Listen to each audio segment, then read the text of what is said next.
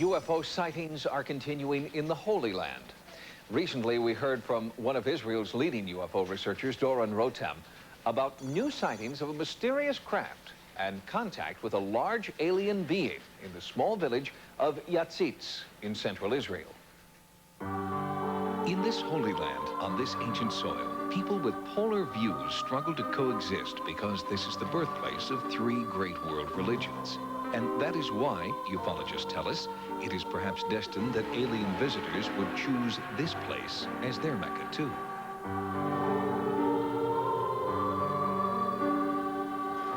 During the spring of 1993, in Kadima, Israel, a small coastal town between Tel Aviv and Haifa, three women, unknown to each other, all reported similar alien visitations. He was very tall. He was almost 3 meters tall. He was a giant, very tall, with big eyes.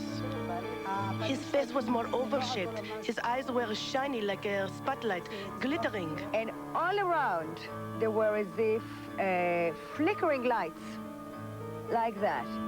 Before I could move, he disappeared. Each of these encounters occurred on a Saturday, the Jewish Sabbath, and at the same exact time and in the same exact manner. And in each case, strange circles were left behind after the encounter.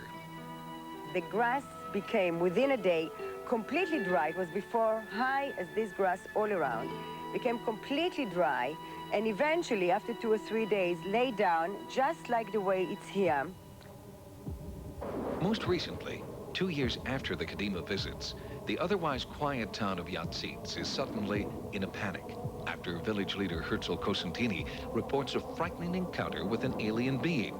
It is Friday evening at the beginning of the Jewish Sabbath. I was visiting a friend whose name is Danny Azar.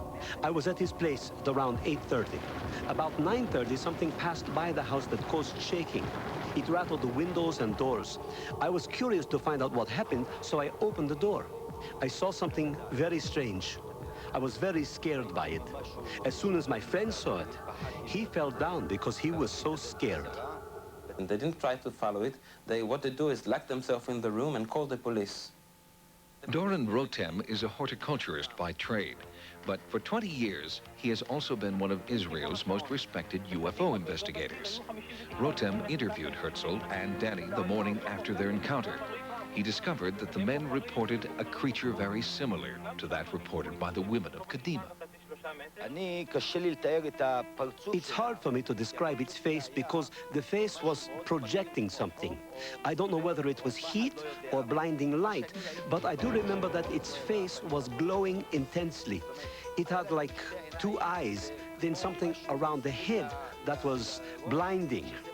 It looked like a human being, 3 to 3.5 meters tall, perhaps 1.5 meters wide. I estimate its weight at half a ton. In the field where the men claimed to have seen the creature, there was no crop circle, but a calling card of a different kind. Strange footprints, unlike any the two farmers had ever seen before. I was scared, and I am not one to get scared at all. I was in the combat unit in the army. I was a driver in the Sinai Desert. But when I saw the footprints here, I got scared. The tracks that were left behind by the strange being Herzl and Danny insist was here have confounded Israeli police and the professional tracker who was called in to analyze the prints.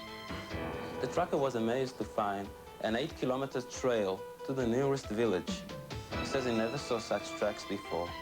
And he claimed that any animal on an 8-kilometer trail would leave at least some feces on the ground, which never was found. By measuring the distance between the unidentifiable footprints, investigators have estimated its stride to be approximately 50 inches, more than twice the length of an average human stride. It has a huge front track that's stuck into the ground to 35 centimeters, and then after it's stuck, a little feminine heel appeared in the back. It doesn't find on humans, it doesn't find on animals, so it indicates that there was something else over there. Herzl Cosentini is a man who claims he has never believed in aliens or UFOs. But after his encounter, Herzl has had to re-examine his beliefs. As of today, my curiosity is sparked, and I would be interested in taking a look at what it's all about. We were raising cows once, horses. We've seen everything.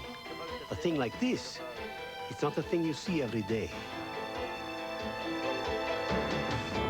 This is the plaster cast of one of the Yahtseet's footprints. For now, it's all the UFO researchers have to go on, because since Herzl Constantini's sighting, the creature has vanished.